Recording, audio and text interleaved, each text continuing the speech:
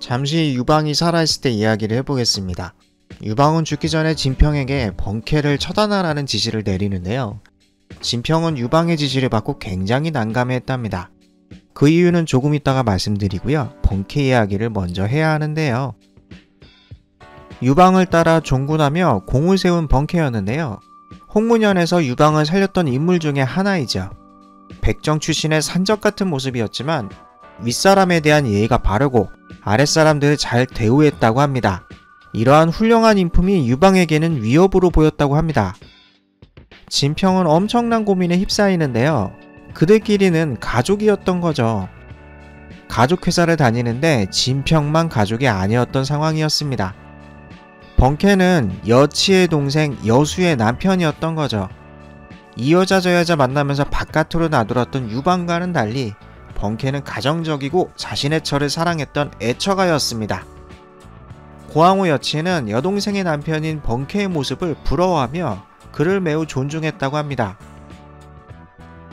진평은 유방의 지시대로 번쾌를 처단했다가는 뒤탈이 날까 염려했습니다. 가족회사를 다니는 직원의 고달픔이 절로 느껴집니다.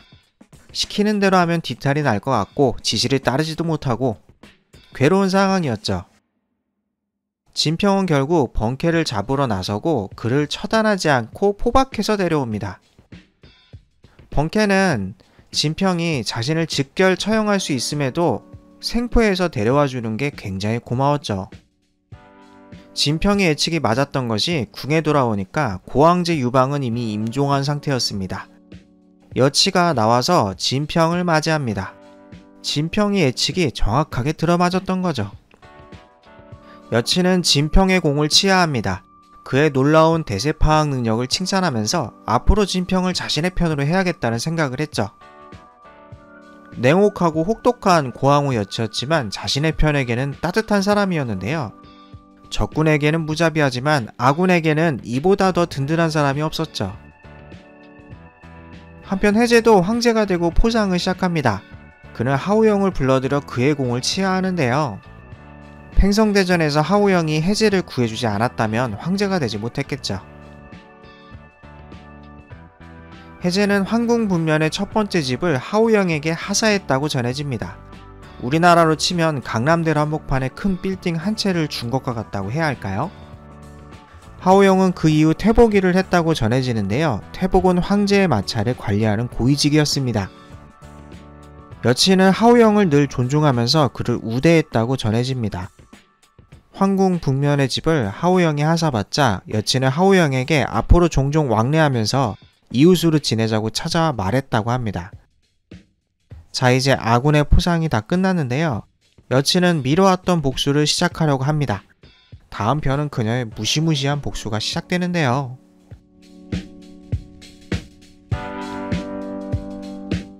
만화로 만들면서 픽션이 섞여 있습니다.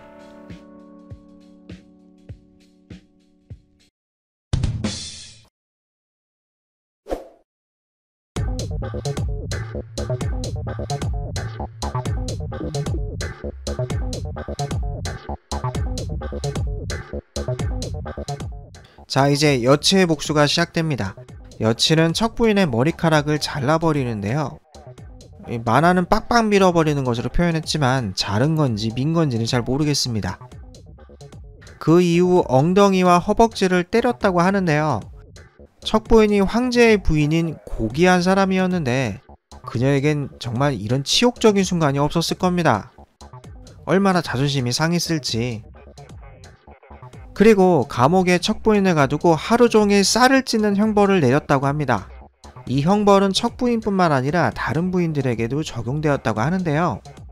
이때 여치와 함께 유방의 총애를 같이 받지 못했던 박씨는 이 시기에 상대적으로 편안한 삶을 보냈다고 합니다. 박씨의 소생 유항이 여치 사후 문제로 즉위하게 되는데요.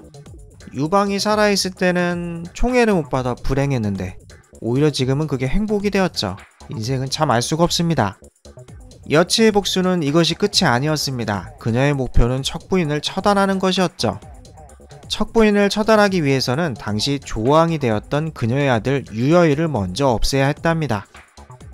그리하여 고항호 여치는 유여의 암살 계획을 꾸미는데요. 그녀의 또 다른 능력인 독살 능력이 발휘되기 시작합니다. 궁중에 있는 궁인들은 모두 여치에게 매수된 상태였고 궁으로 유여이를 불러들이면 상황은 끝이었죠. 해제는 어머니의 속셈을 간파합니다.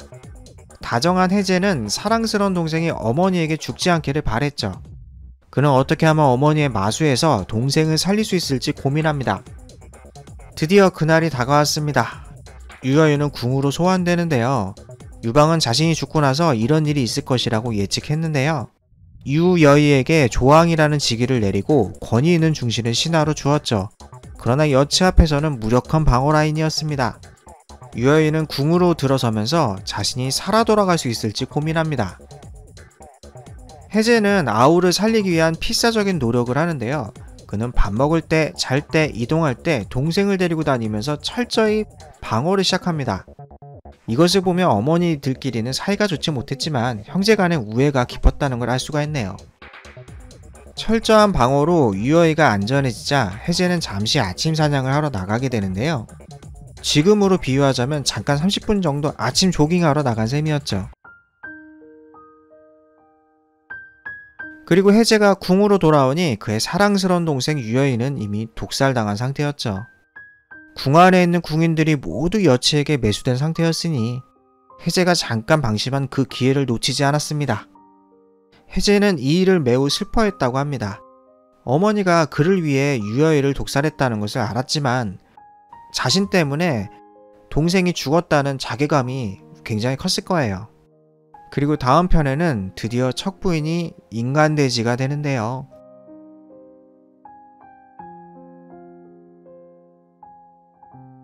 만화로 만들면서 픽션이 섞여 있습니다.